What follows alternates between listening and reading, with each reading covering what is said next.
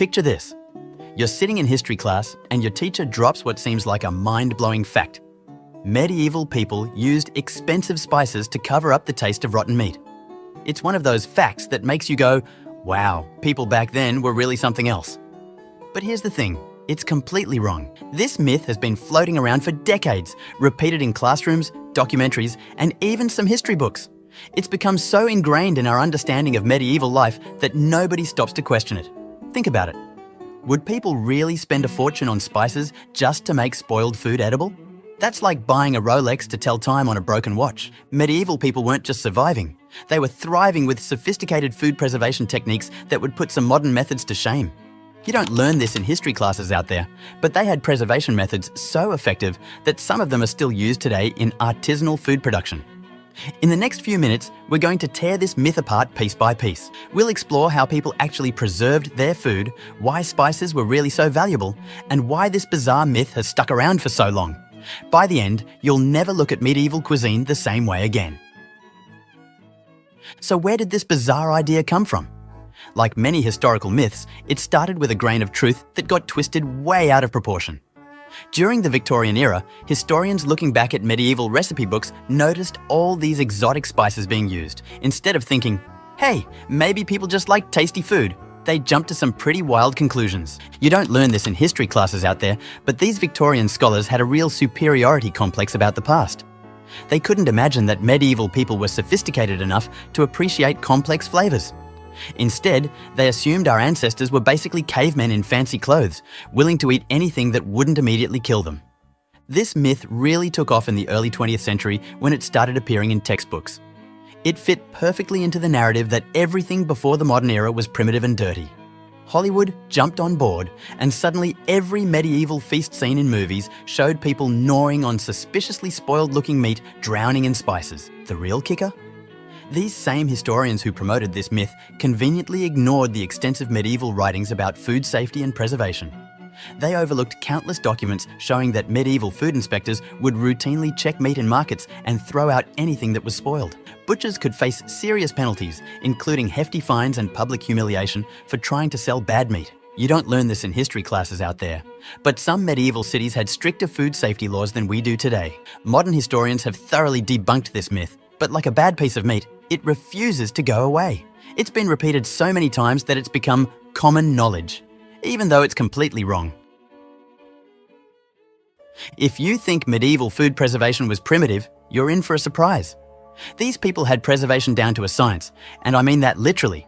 You don't learn this in history classes out there, but medieval communities had entire systems of professional food preservers who passed down their techniques through generations. Let's start with meat, since that's what our myth is all about. The most common method was salting, but this wasn't just throwing some table salt on a steak. They had specific types of salt for different meats, and the process was incredibly precise. Cod preserved this way could last for years, which is exactly why it became one of the most important trade goods in medieval Europe. Smoking was another game changer. Medieval smokehouse operators were basically food preservation artists. They knew exactly which woods would give the best flavor and preservation properties. Oak for beef, applewood for pork, and beechwood for fish. Each combination was carefully chosen. You don't learn this in history classes out there, but many of these smoking techniques are still used by high-end meat producers today. Then there's the really clever stuff. Take confit, for example. By cooking meat slowly in its own fat and then storing it completely submerged, they created an airtight seal that would preserve meat for months. This wasn't just preservation, it was culinary innovation that made the food taste better. For fruits and vegetables, they had an entire toolkit of preservation methods. Drying was the obvious one, but they also had sophisticated methods of preserving fruits in honey or sugar. Medieval monasteries were particularly good at this. They developed some of the first recipes for what we'd now call jams and preserves. But perhaps the most impressive was their use of natural refrigeration. In northern regions, they cut ice from lakes in winter and stored it in specially designed ice houses. These weren't just holes in the ground.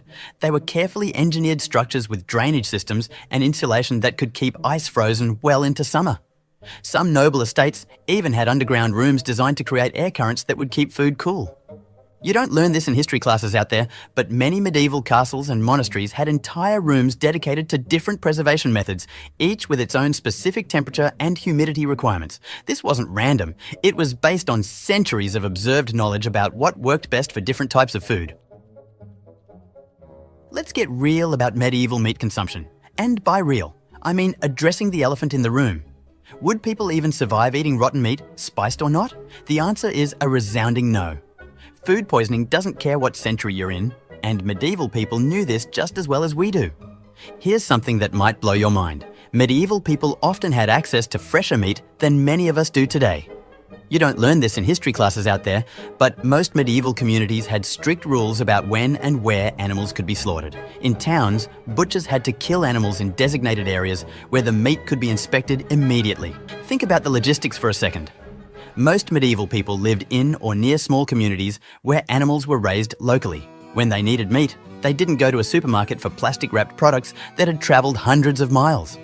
Instead, they often knew exactly where their meat came from, sometimes from their own backyard or their neighbour's farm. The butchering process itself was fascinating. You don't learn this in history classes out there, but medieval butchers were masters of the nose-to-tail approach long before it became a trendy restaurant concept. Every part of the animal was used, and there was a careful system for distributing different cuts. The best parts went to the wealthy, sure, but even the poorest people could get access to organ meats and other nutritious cuts. When they did have leftover meat, medieval people didn't just let it sit around hoping some spices would make it edible later. They immediately processed it into sausages, pâtés, or dried products. These weren't just preservation methods, they were culinary techniques that created new and delicious foods. The ancestors of many beloved European sausages and cured meats were born from these practices. And here's the kicker. Medieval people were actually pretty picky about their meat. Market records show customers regularly inspecting meat for freshness and complaining about anything that didn't meet their standards. You don't learn this in history classes out there, but some medieval towns had food quality controls that would put modern health inspectors to shame. Now, let's talk about what spices really meant in medieval times and why the idea of wasting them on rotten meat is absolutely ridiculous. Imagine spending the equivalent of a year's salary on a Rolex, then using it as a paperweight. That's basically what our myth is suggesting medieval people did with spices. You don't learn this in history classes out there, but spices were so valuable that they were literally used as currency in some transactions. A pound of saffron could buy you a horse. A sack of pepper could be used to pay your rent for a year. People included spices in their wills alongside land and jewellery. These weren't just seasonings, they were serious wealth. The spice trade shaped world history. Venice built its entire empire on controlling spice routes. You don't learn this in history classes out there, but the exploration age wasn't just about finding new lands. It was largely driven by European powers desperate to break the Middle Eastern and Venetian monopoly on the spice trade. Columbus wasn't actually looking for America. He was trying to find a new route to the spice markets of Asia. Here's where the myth really falls apart. If spices were this valuable, who could actually afford to use them? The answer is pretty much only the wealthy elite. The average medieval person wasn't seasoning anything with imported black pepper or exotic cinnamon. They were using local herbs and seasonings from their gardens. Think garlic, onions, parsley and sage. And those wealthy people who could afford spices?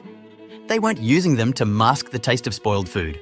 They were showing off their wealth by using these precious ingredients in elaborate dishes served at feasts and banquets. You don't learn this in history classes out there, but medieval recipe books from noble households show incredibly sophisticated spice combinations used to create complex layered flavours, much like modern high-end cuisine. The whole spicing rotten meat myth becomes even more absurd when you consider that medieval nobles were obsessed with fresh, high-quality ingredients.